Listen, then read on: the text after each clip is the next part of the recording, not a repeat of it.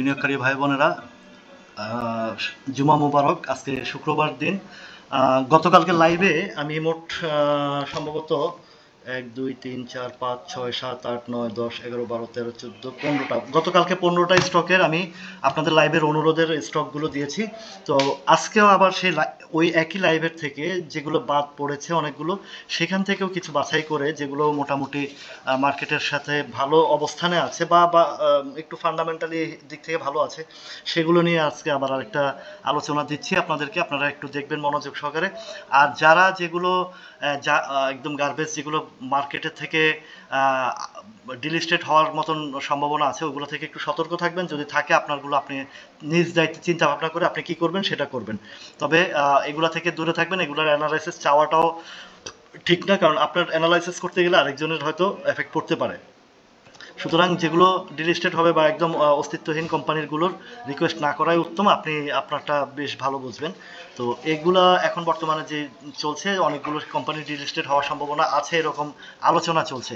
তো আচ্ছা, রিকোয়েস্টের মধ্যে ছিল আইপিডিসি। আইপিডিসি শেয়ার, এটা ফাইন্যান্স হলেও এটার মধ্যে আইপিডিসিটা খারাপ না। এটা এখনো পর্যন্ত ডিলিস্টেডের কোনো সম্ভাবনা নাই এবং ফান্ডামেন্টালি অনেকটা ভালো জায়গায় আছে। এখন যেটা কথা হচ্ছে যে ফাইন্যান্স সেক্টরের, আপনারা জানেন যে অনেক ঝড় তুফান যাচ্ছে। তো সেই ক্ষেত্রে ফাইন্যান্স সেক্টর থেকে সবাইকে একটু আপাতত সতর্ক থাকা উচিত। এবং ফাইন্যান্স সেক্টরটার অনেকগুলো কোম্পানি ডিলিস্টেডের কথা শোনা যাচ্ছে, এবং ফাইন্যান্স সহ আরও বিভিন্ন কোম্পানির যেগুলো অস্তিত্ব নাই ওগুলো বন্ধ হওয়ার সম্ভাবনা আছে, বন্ধ হয়ে আছে, এবং কার্যক্রম একদমই যেমন কিছু শেয়ার আছে, আমি নাম বলাটা ঠিক হবে না কারণ এটা অনেক সেন্সিটিভ জায়গা, সিক্রেট বিষয়।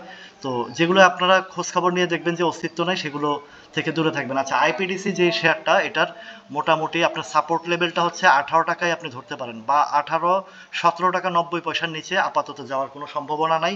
একান্ত ঘূর্ণিঝড় বা এই যে ফাইন্যান্সের যদি কোনো ধরনের ডিলিস্টেডের খবর আসে বা এই ধরনের কিছু আসে, তাহলে হয়তো বা আরেকটু এটা এটা আশা করছি নামাবে না, কারণ সাপ্লাই জোনটা বেশ স্ট্রং জায়গায় আছে। আর একান্ত যদি নামায়, তাহলে আপনারা ধরে নেবেন যে এটা 17 টাকা 10-20 পয়সার নিচে আর যাবে না। এতটুকু পর্যন্ত সেফটি জায়গা আছে, 17 টাকা 10-20 পয়সা। তো এইগুলো একটু নজরে রাখবেন। আর এখান থেকে আপাতত প্লেয়ের সম্ভাবনা খুবই কম। যদি বা হয়, তাহলে সেই একই চিত্র দেখছেন যে 19 টাকার ঘরটা 19 থেকে 20 টাকার ঘরটার মধ্যেই যেতে পারে। তো এখন এই মুহূর্তে এটা ধরবে কি না সেটা বলা মুশকিল, এবং না ধরারই সম্ভাবনা। অন্যান্য ইন্ডিকেটরগুলো বেশি একটা সুবিধা না। আরেক ভাই সাউথ ইস্ট ব্যাংকের কথা বলেছে। সাউথ ইস্ট ব্যাংক ভালো, সাউথ ইস্ট ব্যাংক ভালো। ব্যাংকের দিক থেকে আপনারা সবসময় যেগুলোর ইপিএস ভালো, মোটামুটি ফান্ডামেন্টালি একটু স্ট্রং আছে, সেগুলোর দিকে নজরে রাখবেন। তো সাউথ ইস্ট ব্যাংকের যে সাপোর্ট জোন, সেটা স্ট্রং সাপোর্ট জোনের কথা যদি আমি বলি, তাহলে আছে 8 টাকা 90 পয়সা। সাউথ ইস্ট ব্যাংক 8 টাকা 90 পয়সার নিচে যাওয়ার কোনো সম্ভাবনা নাই। এবং যেই জায়গাটা আছে এটা খারাপ না, ভালো জায়গা আছে। এটা হয়তো বা যদি বাজার ফেভারে থাকে, ভালো হয়, তাহলে আবার উঠে যাবে। এটা নিয়ে টেনশন করার কিছু নাই। আর যদি উঠে, এটার এই দিকে একটা 10 টাকার ঘরটাতে 9 টাকা 90 পয়সা, 10 টাকার দিকে একটা সাপ্লাই জোনের এটা দেখা যাচ্ছে, কিন্তু এই জিনিসটা কিন্তু রিকভারি হয়ে গেছে। এখন নেক্সট রাউন্ডে কিন্তু এই 10 টাকা বা 9 টাকা 90 পয়সা, এগুলো এমন একটা বাধার জায়গা না। বাধার জায়গাটা হচ্ছে, সেটা হচ্ছে এই দিকে, এই যে 11 টাকা 20-30 পয়সা বা 11 টাকার ঘরটা। তবে এটা মার্কেট যদি ব্যাংকের সেক্টর আসে, এটা আরও 12 টাকা পর্যন্ত বা 13 টাকা পর্যন্ত যাওয়ার সক্ষমতা রাখে। আরেক ভাই বলেছেন এসিআই এর কথা। এসিআইটা হচ্ছে বাংলাদেশের মধ্যে এসিআই কোম্পানি, আপনারা জানেন যে খুব বেশ ভালো অবস্থানে, কিন্তু তার মার্কেট যে অবস্থান, মার্কেট যেই তার যেই অবস্থান ক্রিয়েট করে আছে, এটা একটা সাপোর্ট জোন করে রেখেছে। এটা সাপ্লাই না, এটা সাপোর্ট জোন করে রেখেছে। যদি আপনারা দেখতেছেন নিচে, কিন্তু নিচ থেকে সে একটা জায়গা, যেমন এই জায়গাটা একটা সাপোর্ট জোন, এটা হচ্ছে 185 টাকা লেভেলে। যদি এইটা সাপোর্ট, এই কারণ এখানে দীর্ঘ সময় একটা লেনদেন হয়েছে এবং বেশ মানুষের পার্টিসিপেন্ট আছে, তো এটা একটা সাপোর্ট জোন হয়ে গেছে। একান্ত যদি এখান থেকে এই ব্যক্তিরা যদি সেল দেয়, তাহলে এই লেভেলটাতে আসতে পারে, 185-86 ঘরটাতে আসতে পারে এসিআইটা। এরপর আছে ন্যাশনাল হাউজিং অ্যান্ড ফাইন্যান্স। ফাইন্যান্সের মধ্যে ন্যাশনাল হাউজিং অ্যান্ড ফাইন্যান্সও ভালো অবস্থানে আছে। হাউজিং অ্যান্ড ফাইন্যান্স এটাও একটা ফান্ডামেন্টালি স্ট্রং আছে, বেস আছে। এমন মানে এখান থেকে কিছু ডিলিস্টেডের কোনো সম্ভাবনাই নেই। যেগুলো আছে আইএলএফ, পিএলএফ, তারপরে ইউনাইটেড সরি ইউনিয়ন ক্যাপিটাল এই জাতীয় যেগুলো আছে ওই অস্তিত্বহীন ওইগুলো থেকে আপনারা দূরে থাকবেন, আইএলএফ বা PLF, United capital, union capital এই জাতীয়। তো ন্যাশনাল হাউজিং অ্যান্ড ফাইন্যান্সের পজিশনটা একেবারে খারাপও না, আবার মানে একেবারে খারাপ না, ভালো জায়গা আছে। এটা একটা সাপোর্টই ধরে রাখতে পারেন। একান্ত যদি এই সাপোর্টটা নিচে আসে, এমন বেশি আসবে না, এটা 23 টাকা ঘরটা পর্যন্ত আর একটু শক্ত সাপোর্ট আছে, তো এটা নিয়েও এত ভয় নেই। আর এটা যদি প্লে করে আর এইটার এইদিকে একটা সেল গেছে সাপ্লাই জোন এইদিকে, এই দেখেন এটার সাথে একটা সিমিলারিটি আছে, এই জোনটা পার না করা পর্যন্ত, তার মানে 29-30 টাকা পার না করা পর্যন্ত তার উপরে আপাতত এই 29-30 টাকা পর্যন্ত আপনারা ধরে রাখতে পারেন যদি তার ইউটার্ন আসে। আচ্ছা, কেপিসিএল এর কথা বলেছেন,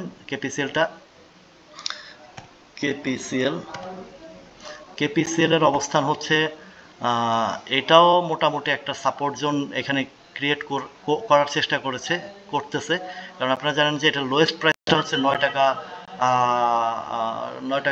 10 টাকা 9 টাকা 20 পয়সার দিকেই এটার একদম লোয়েস্ট প্রাইস, এবং এটা এই দিকের অবস্থানে এটা বিশাল একটা সাপোর্ট। এই সাপোর্টটার ব্যাপারে এই পর্যন্ত আপনার এই যদি বিশাল সাপোর্ট দেন 10 টাকা বরাবর 10 টাকা, তো আছেই 10 টাকা 70 পয়সা, এদিক থেকে নামলে এই 10 টাকা 20 পয়সা পর্যন্ত নামাতে পারে, এর নিচে আর যাওয়ার সম্ভাবনা নাই। আর এটা যদি ভালো হয় তাহলে এই এই বিষয়টা কোনো সমস্যা হবে না, এই 12 টাকার বিষয়টা সমস্যা হবে না। যদি সে ইউটার্ন নেয় বা তার যদি পজিশন আসে তাহলে আপনারা 12.90, 13 এবং 13.80 পর্যন্ত আপনারা হিসাবটা রাখতে পারেন। 12.90, 12.70 থেকে 13.80 এই লেভেলটা, 12.70 থেকে 13.80। আচ্ছা, এরপরে আছে এনসিসি ব্যাংক। এনসিসি ব্যাংকেরও এবার ভালো একটা ইপিএস আসছে, ওদের আর্নিং ভালো আসছে, এবং এনসিসি ব্যাংকটাও অনেক ভালো একটা ব্যাংক। এটার যে ডাইরেক্টর নুরুল আমিন সাহেব, উনি আমার এলাকার মানুষ, যদিও ওনার সাথে আমার পরিচয় নাই, বাট আমি চিনি, আমাদের লক্ষ্মীপুর জেলার খিলবাইসা এলাকার মানুষ, অত্যন্ত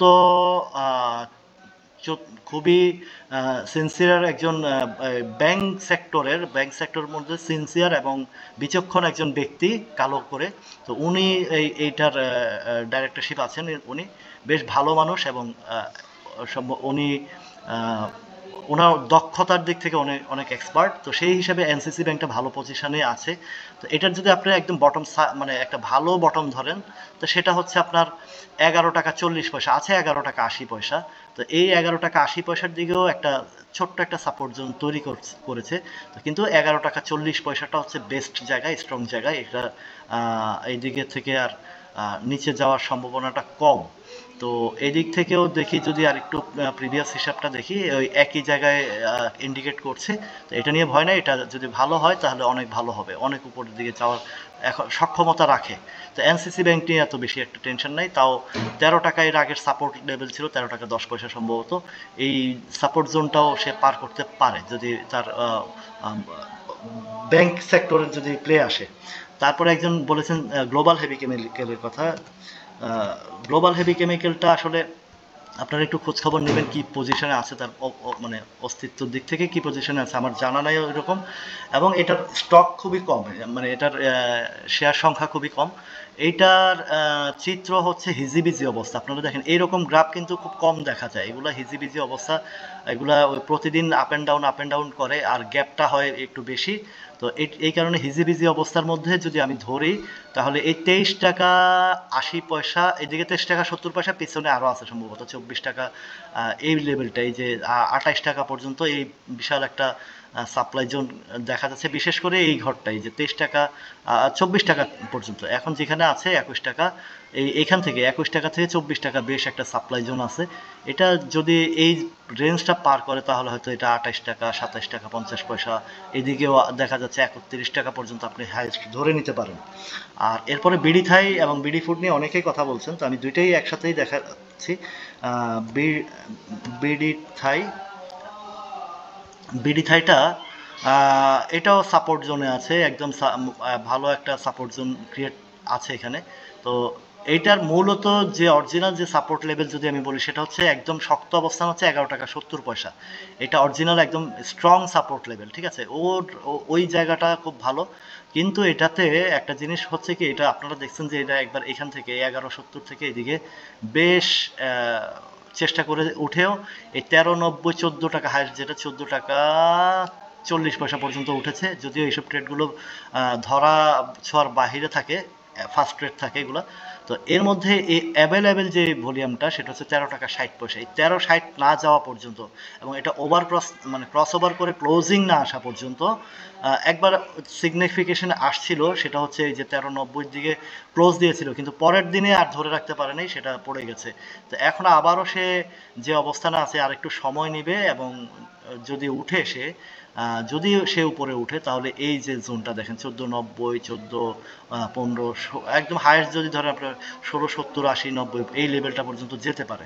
তো এদিকে বেশ সাপ্লাই জোন আছে, এদিকের জন্য মানে উপরের দিকে যেতে পারছে না। ক্রাউন সিমেন্টের কথা একজনে বলছে আর ক্রাউন সিমেন্টের কথা একজনে বলেছিলেন। ক্রাউন সিমেন্টটা এটা ভালো ফান্ডামেন্টাল শেয়ার, ভালো শেয়ার, এটা একটা সাপোর্ট ক্রিয়েট করে ফেলেছে, এই জায়গায় বেশ ভালো সাপোর্ট ক্রিয়েট করেছে। এখন আপনাকে ধৈর্যের পরীক্ষা দিতে হবে। এই ক্রাউন সিমেন্টের জায়গাটা হচ্ছে ধৈর্যের পরীক্ষা। আপনি যদি ধৈর্য সহকারে থাকতে পারেন এবং ধৈর্য রাখতে পারেন, ধৈর্যের থাকা এবং ধৈর্য রাখা দুইটা যদি আপনি কমপ্লিট করতে পারেন, তাহলে এই দিকের এই এটা হচ্ছে এটাকে একটা ইয়ে বলে, এটা ইয়ের ভাষায় যেটা বলে লাইন ট্রেন্ডের একটা হিসাব আছে এখানে। এক মানে এক লাইনে সে ডাউন হয়েছে, এমন না যে প্রতিদিন ডাউন হয়েছে, এরকম না। তো ওর যদি এখান থেকে মুভমেন্টে আসে হয়তো 66-67 টাকার দিকে আপনারা পেতে পারেন। এই জায়গাটা একটা ভালো ইয়ে আছে, তার মানে এখান থেকে 10-15 টাকার একটা গ্যাপ আসতে পারে। তবে আপনাকে অবশ্যই অবশ্যই অবশ্যই ধৈর্য রাখতে হবে। এই ধৈর্য রাখতে পারলেই আপনি সফল হবেন, কারণ এটা শেয়ার সংখ্যাও কম এবং কোম্পানি ভালো। এটা ক্রাউন সিমেন্টটা তাদের গুডউইল ভালো। ওরা গুডউইল যেসব কোম্পানির ভালো, ওরা কিন্তু প্লেতে ওরকম বিশ্বাসী না, মার্কেটে প্লেয়িং মোডে থাকার বিশ্বাসী না। ওরা খুব সতর্কতাভাবে তাদের কোম্পানিগুলো গুডউইলের জন্য তারা এগুলো নিয়ে গেমলিং করতে দেয় না। বিপিএল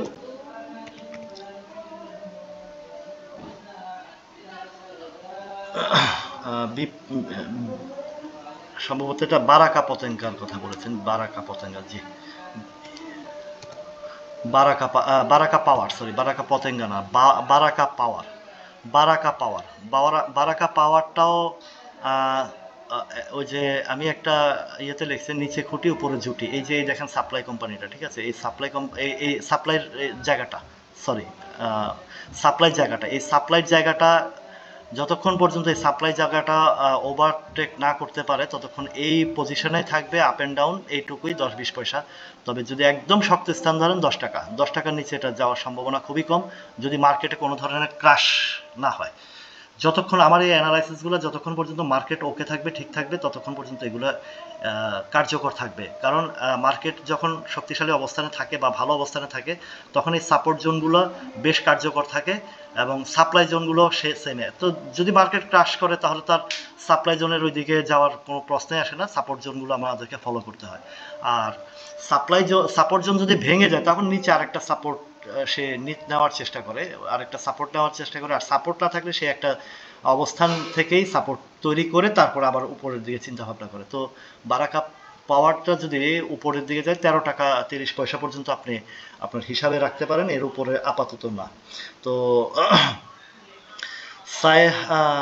সাইহাম কটনের কথা বলেছেন একজন, সাইহাম টেক্সট, সাইহাম কটন তো ভালো একটা গ্যাপ এসেছে। এখন আপনারা আপনাদের প্রফিটটা আপনারা কোথায় কি প্রফিট নেবেন সেটা একান্ত আপনাদের বিষয়। এবং আপনারা আমি সবসময় বলি আমরা ক্ষুদ্র বিনিয়োগকারী, আমাদের ক্ষুদ্র চিন্তা করতে হবে। আমরা বড় পার্টি না, আমরা গেমলার না, রাঘব বোয়াল না। ওদের 100 কোটি টাকা হারাইলে আরেক দিক দিয়ে 500 কোটি টাকা ইনকাম করে ফেলবে। আপনার 5 টাকা 10 লাখ টাকা 5 লাখ টাকা 2 লাখ টাকা 1 লাখ টাকা ইনভেস্ট করে সেটা যদি হারিয়ে ফেলেন তো আপনি যাবেন কোথায়? সুতরাং ক্ষুদ্র বিনিয়োগকারী ক্ষুদ্রভাবে থাকেন।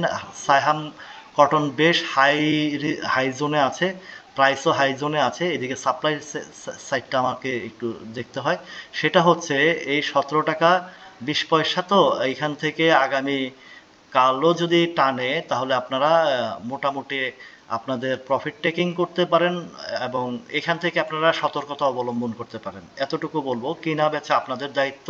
আমার যেটা নজরে আসছে, অনেক সময় দেখা যায় কোম্পানির প্লেয়াররা স্ট্রং থাকে, বায়ার স্ট্রং থাকে, সেলার দুর্বল থাকে, তখন এইসবগুলো পার করে দেয়। কিন্তু আমি ওই দিকের তাকানোর আমার সময় নাই। আমি যতটুকু আমার ক্ষুদ্র বিনিয়োগকারী, ক্ষুদ্র চিন্তা করার, সেই জায়গা থেকে এই জায়গাটা আপনারা 18-19 টাকা যদি ফেভার করে, কিন্তু এই জায়গাতে যে কোনো মুহূর্তে যখন একটা হাই জোনে চলে যায়, এটা 13 টাকা অলমোস্ট যখন প্লে শুরু করেছে, আপনি খেয়াল করে দেখেন এই 14 টাকা থেকেই শুরু করেছে, 17 টাকা আপনার বেশ এখান থেকে আপনি আরেকটু নিচে থেকেও যদি ধরেন, প্রায় অলরেডি 30% উপরে বেড়ে গেছে। তো আপনি আপনার সতর্কতা অবলম্বন করবেন, এটাতে গেলে তো অলমোস্ট 50%-এর কাছাকাছি চলে যাবে। এরপরে আছে জেমিনি সি ফুডের কথা একজনে বলেছেন। জেমিনি সি ফুডটা, Gemini sea food, Gemini sea ফুডটাও এখন পর্যন্ত যে জায়গা আছে এখান থেকে, যেহেতু এগুলো লো পেড আপের শেয়ার, লো পেড আপের শেয়ারটা আমি সবসময় বলি এগুলো একটু আনকমন, মানে এগুলোর হিসাবটা একটু ভিন্ন থাকে। অল্প অল্প শেয়ার, এগুলো পার্টিরা যতক্ষণ পর্যন্ত আপনাদেরকে ইনভলভ না করাতে পারবে ততক্ষণ পর্যন্ত তারা টানতে থাকে এরকম। যেমন আমি দেখেছি ওরিয়ন ইনফিউশন বলেন বা K&Q বলেন, এসব ঝুঁকিপূর্ণ জায়গার মধ্যেই তারা নিয়ে যাচ্ছে, কিন্তু সেইগুলো আমাদের ক্ষুদ্র বিনিয়োগকারীদের জন্য নয়, এটা আমি সবসময় বলি। এরপরে ডিসিশন আপনার, টাকা আপনার, লাভ লস আপনার। আমি আমার জায়গা থেকে আপনাদেরকে ক্ষুদ্র বিনিয়োগকারী হিসাবে যে সতর্কতা করার দরকার সেটা করি। আচ্ছা, এটাও এই যে যে জোনটা আছে, এটা হচ্ছে আপনার এখনো পর্যন্ত যদি সে যায় জেমিনি সিফুড আরো উপরে যেতে পারে, বেশ ভালো একটা গ্যাপের জায়গা আছে এখনো। বাট কেনাবেচা অবশ্যই আপনাদের দায়িত্বে করবেন। এটা 270 থেকে 320 পর্যন্ত, 270 এদিকে এটা পার করলে 320 পর্যন্ত এই জায়গাটা একটা সুন্দর জায়গা দেখা যায়, এদিকেও যেতে পারে। এটা জেমিনি সিফুড ওই লেভেল পর্যন্ত যাওয়ার সক্ষমতা রাখে, সেটা 310-20 পর্যন্ত। ঠিক আছে, এরপরে আমি মোবিল যমুনার দিকে যাই। এমজেএল, এমজেএল শেয়ারটি, এমজেএল শেয়ারটি,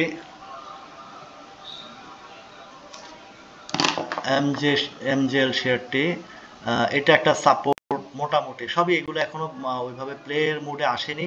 তো প্লের মুডে যখন আসেনি, এটা আপনি এমজেএল এদিকে আরএসআইও ডাউন, এদিকেও ডাউন। এখন সাপোর্ট জোনটার যেটা আছে, এটা যদি আমি একদম দেখেন, এই যে ক্যান্ডেলটা করেছে, এটা কিন্তু একদম মানে একটা, এটাকে কি বলে, এটা রিটেস্ট, রিটেস্ট না, এটাকে বলা হয় ব্যাক, বাউন্স ব্যাক বলা হয়, বাউন্স ব্যাকও বলতে পারেন, অথবা ইন্টেনশনাল, ইন্টেনশনাল ট্রেড বলতে পারেন। এগুলো আপনাদেরকে একটু আতঙ্কিত করার জন্য এগুলো করে থাকে। তো ওর সাপোর্ট জোনের নিচে মারছিল শেয়ারটা।